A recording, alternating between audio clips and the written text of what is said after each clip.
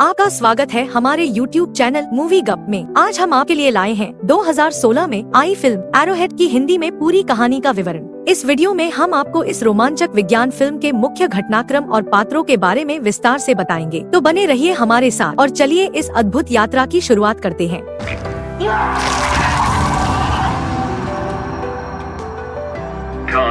Movie के शुरुआत में बताया जाता है कि जनरल लैंग और जनरल हेच में वॉर चल रहा है, जिसमें जनरल लैंग वॉर जीत जाता है और साल में एक बार जीत का जश्न मनाया जाता है, जिससे लिबरेशन डे कहा जाता है। इसके बाद हमें एक बड़ा सा कैंप दिखाया जाता है और यहाँ जनरल हेच के सपोर्टर्स को कैदी बनाकर उनसे काम करवाया जाता है। सारे कैदियों के मुंह पर स्पेशल गैजेट डाला होता है, जिसकी वजह से वो एक दूसरे से बात नहीं कर सकते थे और उनके पैरों में जंजीर भी लगी होती है, जो एक बड़े से मशीन जिसे क्रशर प्लेट कहा जाता है उससे जुड़ी होती है। वो मशीन खराब हो जाती है तो गार्ड एक कैदी काय को उसे ठीक करने कहता है। काय उसे ठीक भी कर देता है और मशीन एक बार फिर स्टार्ट हो जाता है। फिर गार्ड्स एक नया कैदी को लाता है, जिसे देखकर सब हैरान हो जाते हैं, क्योंकि ये जनरल हेच था। अपने जनरल को देखकर एक कैदी खड़ा हो जाता है तो गार्ड उसे मारता है, लेकिन कैदी उसे अपने सर से मार देता है। मौके का फायदा उठाकर एक और कैदी दूसरे गार्ड पर हमला करता है, एक पत्थर उठाकर उसे मारने लगता है, जिसे देख एक गार्ड क्रशर गेट को एक्टिवेट करता है, जिससे एक कैदी को क्रशर पेट के अंदर खींच लेता है। उसी वक्त हेच किसी को सिग्नल करता है और एक स्नाइपर एक गार्ड को शूट कर मार देता है। फिर हेच कैदियों के साथ मिलकर गार्ड्स को मारने लगता है। फिर एक गार्ड बाकी सारे कैदियों के चेन को एक्टिवेट कर देता है और सारे कैदी क्रशर प्लेट के अंदर जाने लगते हैं। तभी काय जाकर उस मशीन को बंद करने की कोशिश करता है, लेकिन फिर चेन उसे भी खींचने लगती है। वह एक गन उठाकर चेन को शूट करने लगता है। चेन नहीं टूटता तो मजबूरन उसे अपने पैर को ही शूट करना पड़ता है। उसका पैर कट जाता है, लेकिन वो फ्री हो जाता है और फिर जाकर मशीन को बंद कर देता है और वहीं बेहोश हो जाता है। एक आखिरी गार्ड खड़ा होने की कोशिश करता है तो हेच एक इशारा करता है और स्नाइपर उसे मार देता है। कुछ देर बाद काय हेच के शिप में होता है और देखता है उसके पैर की जगह एक मैकेनिकल पैर लगा दिया गया है। हेच एक मशीन की मदद से मुंह से वो स्पेशल गैजेट निकाल देता है। हेच उसे बताता है कि वो अपने सपोर्टर्स को रेस्क्यू कर रहा है ताकि एक आर्मी बनाकर वो काउंटर अटैक कर सके। वो काय के पिता को जानता है, जो कि उसके लिए लड़ते थे। हालांकि काय के फादर को जनरल लेन ने अपने कब्जे में रखा है और कुछ महीनों बाद लिबरेशन डे के दिन उन्हें मार दिया जाएगा। हेच काय को एक डील ऑफर करता है। काय को दुश्मनों के एक शिप को हाईजैक करना होगा और उसमें से कॉन्फिडेंशियल डेटा को चोरी करना होगा। अगर वो सफल होता है तो उसके फादर को बचाएगा। काय इसके लिए मान जाता है। इसके बाद काय को चुपके से दुश्मनों के शिप में स्मगल किया जाता है। शिप के अंदर सभी स्लीपिंग पॉड्स में रहते हैं, लेकिन काय जल्दी उठ जाता है क्योंकि ये प्लान का हिस्सा था। वो एक कंप्यूटर से शिप्स के रिकॉर्ड को एक्सेस करता है। रेडियो में हेच उसे एक्सप्लेन करता है उसे सिर्फ कोंटेलक नाम की डिवाइस को प्लग इन करना है और फिर वो अपना सारा काम करेगा। काय इंफॉर्मेशन को डाउनलोड करने लगता है, लेकिन तभी एक मैसेज पॉप होता है कि ऐसा करने से सिस्टम असुरक्षित हो जाएगा। काय ये बात हेच को बताता है, लेकिन हेच इसे इग्नोर करने कहता है। फिर काय डाउनलोडिंग जारी रखता है। तभी कंप्यूटर अनाउंस करता है सिस्टम सब ऑफलाइन है और बाहर कुछ अनस्टेबल इलेक्ट्रोमैग्नेटिक एक्टिविटी है। डाउनलोड होने के बाद हेच कंफर्म करता है कि बाहर एक इलेक्ट्रोमैग्नेटिक स्टोर है जो चीजों को अनस्टेबल कर रही है, तो वो काय को फाइल भेजने बोलता है। काय ट्रांसफर शुरू करता है, लेकिन तब अचानक शिप हिलने लगती है और डैमेज हो जाती है। फाइल्स ट्रांसफर हो जाता है और काय का हेच से कॉन्टैक्ट टूट जाता है। फिर शिप सारे स्किप पॉड्स को इजेक्ट करता है जिसके अंदर क्रू सो रहे थे। काय भी शटल में बैठकर एक प्लेनेट में क्रैश लैंड करता है। होश में आने के बाद काय बाहर जाता है और पॉट्स को नीचे गिरते हुए देखता है, लेकिन उसे सांस लेने में दिक्कत होती है तो अंदर चला जाता है। शिव का एआई रीफ काय को बताता है कि बाहर का एटमॉस्फेयर टॉक्सिक है और ज्यादा देर बाहर रहने से वो मर भी सकता है। काय रीफ से स्टेटस रिपोर्ट मांगता है, लेकिन रीफ को एम्प्लॉय लॉगिन की जरूरत है। आगे प्रोसीड करने अचानक एक क्रू मेंबर ओलेंडर अपने पॉट से एक मैसेज भेजता है। सर्वाइवर्स को क्रैश साइट में मिलने काय एक ऑक्सीजन मास्क पहनकर बाहर जाता है। उसे क्रैश फोर्स के कुछ टुकड़े मिलते हैं और ओलेंडर का बॉडी भी दिखता है और उसी के पास एक स्लीपिंग पॉड भी मिलता है, जिसमें से एक लड़की बाहर निकलती है जिसका नाम टेरिन है। वो उसे ऑक्सीजन मास्क पहनाकर शटल में ले जाता है। उनके जाने के बाद हम देखते हैं कि ओलेंडर की बॉडी को कोई चीज खींचकर ले जा रहा है। इधर टेरिन होश में आते ही सिस्टम में लॉगिन करती है। टेरिन को पता है कि रेस्क्यू टीम जल्द निकलेंगे, इसलिए उन्हें उसे जल्दी ढूंढने की जरूरत है। दोनों फिर पॉड्स को ढूंढने बाहर जाते हैं। उन्हें वहाँ उनका एक गैजेट भी मिलता है जिसमें सारे डेटा कलेक्ट किए जाते हैं। इससे रिसर्च प्रो कहते हैं। टेरिन काय को बताती है कि ये कोई प्लेनेट नहीं बल्कि एक मून है। थोड़ा आगे बढ़ने के बाद उन्हें उनका शिप दिखता है।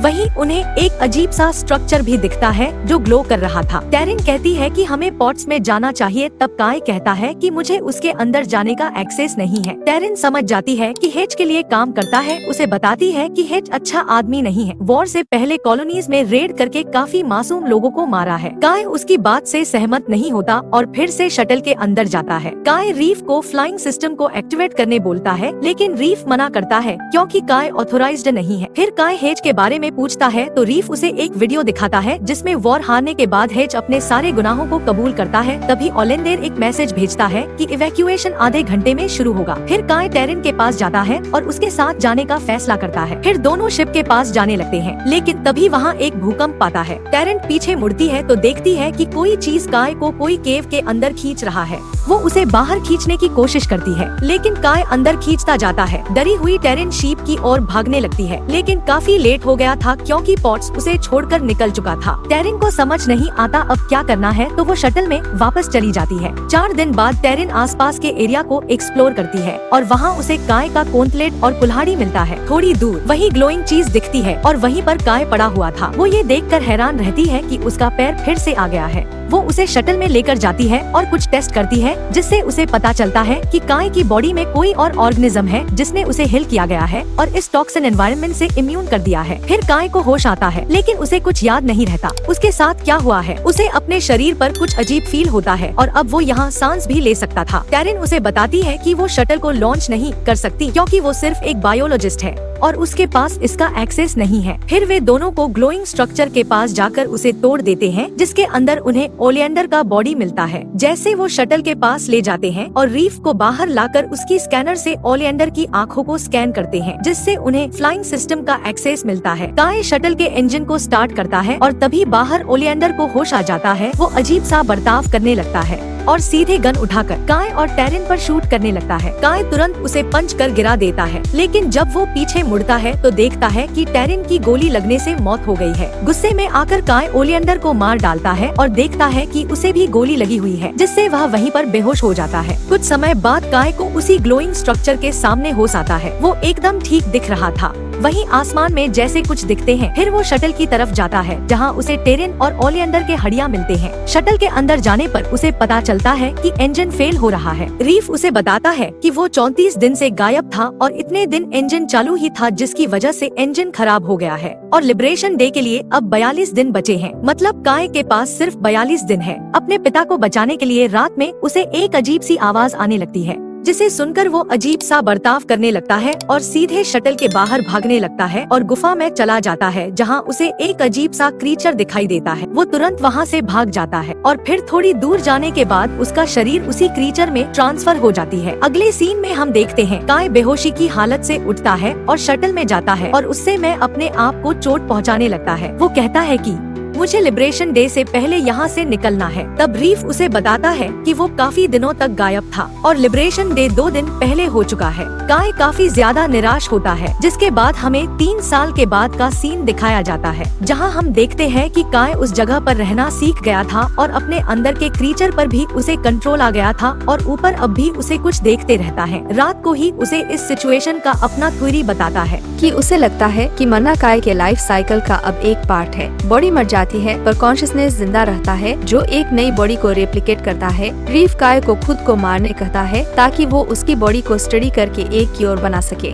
लेकिन काय ऐसा करने से मना करता है। फिर रात को वो क्रीचर को ढूंढता है और उसे अपनी ही एक डेड बॉडी भी दिखती है। वो उस बॉडी को शटल के पास लाकर उसे चेन से बांध देता है, जिसकी वजह से वो क्रीचर वहाँ आ जाता है। तब काय उसे शूट कर मार देता है। तब दूर उसे एक और क्रीचर की चिल्लाने की आवाज आती है, तो वो तुरंत उस क्रीचर के एक बॉडी पार्ट को रीफ के पास ले जाता है, जिसे स्कैन कर रीफ कंफर्म करता है कि ये ओलिएंडर का डीएनए है, यानी कि ये क्रीचर ओलिएंडर है। वो ये भी बताता है कि जब जब काय या ओलिएंडर मरते हैं तब तब क्रीचर के चिल्लाने की आवाज आती है, यानी कि बाहर कुछ तो है जो इनके मरने पर रिएक्ट करता है, जैसे कोई माँ ने अपने बच्चे को खो दिया है। काय को कुछ समझ नहीं आता और वो कहता है मैं कोई बायोलॉजिस्ट नहीं हूँ। बायोलॉजिस्ट वर्ड सुनकर टेरन की याद आती है तो रीफ काय से परमिशन लेकर उस रात का ऑडियो रिकॉर्डिंग को प्ले करता है जिस रात टेरन मरी थी। रिकॉर्डिंग से काय को पता चलता है कि टेरन उस रात मरी नहीं थी, बस जख्मी हुई थी और वहाँ से दूर चली गई थी, जिसके बाद उसका सिग्नल कट गया था। यानी कि वो दिनों स्केलेटन काय और ओलिएंडर का था। काय भड़क जाता है क्योंकि रीफ ने 3 साल तक उसे यह बात बताया नहीं था, तो रीफ उसे याद दिलाता है कि परमिशन के बिना वो कोई इन्फॉर्मेशन शेयर नहीं कर सकता। टेरन जिंदा है। ये सुनने के बाद काय इमोशनल हो जाता है और फिर वो शटल के कुछ पार्ट्स से रीफ के लिए एक ड्रोन जैसा गैजेट बनाता है जिससे रीफ भी उसके साथ आ सके। फिर दोनों टेरन को ढूंढने निकल जाते हैं। वो टेरन के लास्ट लोकेशन में जाते हैं, जिसके बाद वो एक बड़े गुफा के पास पहुंच जाते हैं। रीफ गुफा को स्कैन नहीं कर पाता क्योंकि वहाँ की इलेक्ट्रोमैग्नेटिक फील्ड बहुत तेज होती है। काय पर क्रीचर हमला करता है। काय उससे लड़ता है और अपनी कुल्हाड़ी से मार देता है, जिसके बाद वह फिर से वही तेज आवाज आती है। फिर काय आगे जाता है तो उसे उसकी और ओलिएंडर की बॉडी मिलती है। वो बॉडी को मार देता है जिससे वो क्रीचर भी मर जाता है, पर वो अपनी बॉडी को नहीं मार पाता। फिर वहाँ उसे अपना वही मैकेनिकल पैर मिलता है। अपना पैर लेकर वो गुफा से बाहर निकलता है। फिर उन्हें वो लोकेशन मिलता है जहाँ रीफ को टेरन का आखिरी हार्ट बीट मिला था। उस जगह को देखकर ऐसा लग रहा था जैसे वहाँ से कुछ लॉन्च हुआ है, यानी कि टेरन यहाँ से जाने में सफल हुई। और उसी वक्त रीफ माल फंक्शन करने लगता है और काय रियलाइज करता है कि उसका मैकेनिकल पैर की वजह से ये हो रहा है। वो उसके अंदर चेक करता है तो उसे एक ग्रेनेड मिलता है और इसी में से इलेक्ट्रोमैग्नेटिक वेव आ रहे थे। काय समझ जाता है कि हिच इसलिए कंटेलर से फाइल्स ट्रांसफर करने बोल रहा था क्योंकि उसका प्लान था। इन्फॉर्मेशन मिलने के बाद काय को मारना, फिर तभी आसमान से कुछ क्रैश होने लगते हैं। काय भागकर उसे देखने जाता है तो पता चलता है कि ये तो इसके पॉट्स थे। ये देखकर उसे अजीब लगता है क्योंकि ये 2-3 साल पहले यहाँ से जा चुके थे, लेकिन उसे ये आसमान में रोज दिखते थे। फिर रीफ काय परमिशन लेकर उसे बताता है कि ये मून एक्सपेरिमेंट के अंदर है। टाइम यहाँ काफी स्लो पास होता है और जनरल लैंड यहाँ आकर वेपन्स और सोल्जर्स को जल्दी तैयार करना चाहता है। ऊपर साल बीत जाते हैं लेकिन बाहर सिर्फ कुछ मिनट ही बीते हैं और उसी वक्त काय एक शिप को आते हुए देखता है तो वो रिसर्च ग्रुप को एक जगह रखता है। फिर शिप में से हिच एक गार्ड के साथ आता है। काय को कहता है उससे उसका मैसेज मिला था, जिसके बाद उसे 20 मिनट लगे। इधर आने पर काय के लिए ये कई साल थे। काय समझ जाता है कि हिच ने उनके शिप को शूट किया था क्योंकि उसे इस मून को अपने आर्मी के लिए यूज करना था। वो उसे कहता है कि सारा इंफॉर्मेशन शटल में है, लेकिन हिच को पता है कि वो झूठ बोल रहा है, इसलिए वो उसे बंदी बना लेता है। काय देखता है कि उनके साथ केरन भी है। हिच केरन को मारने की धमकी देता है तो काय उसे बताता है कि उसने सारा डेटा रिसर्च प्रो में ट्रांसफर किया है। फिर हिच को रिसर्च प्रो मिलता है जिसमें उसे सारा डेटा भी मिल जाता है जो उसे चाहिए था, जिसके बाद वो काय के मैकेनिकल पैर में लगे ग्रेनेड को एक्टिवेट करता है। लेकिन काया को पता था कि ऐसा करेगा, इसलिए उसने ग्रेनेड को रिसर्च ग्रुप में डाल दिया था जो ब्लास्ट हो जाता है। तधार सटल के अंदर काय क्रीचर में ट्रांसफर हो जाता है और हिच के गार्ड को मार देता है। फिर क्रीचर टेरन के पास जाता है, तब बाहर से रीफ उसे आवाज लगाता है। बाहर आकर रीफ को डिस्ट्रॉय कर देता है। फिर टेरन बाहर आकर उसे शांत करने की कोशिश करती है, जिसके बाद वो वापस इंसान बन जाता है। जिसके बाद वहाँ हिच आ जाता है जो ब्लास्ट की वजह से जख्मी था। वो काय को शूट करता है पर काय उसे मार डालता है। काय केरन और रीफ को लेकर हिच के शिप से इस मून से निकल जाते हैं और इसी के साथ ये मूवी यहीं खत्म हो जाती है। आपको ये मूवी कैसी लगी हमें नीचे कमेंट कर बताएं और अगर हमारा हिंदी एक्सप्लेनेशन पसंद आया हो तो वीडियो को एक लाइक और सब्सक्राइब करें। इस वीडियो को अपना मूल्यवान समय देने के लिए आपका धन्यवाद।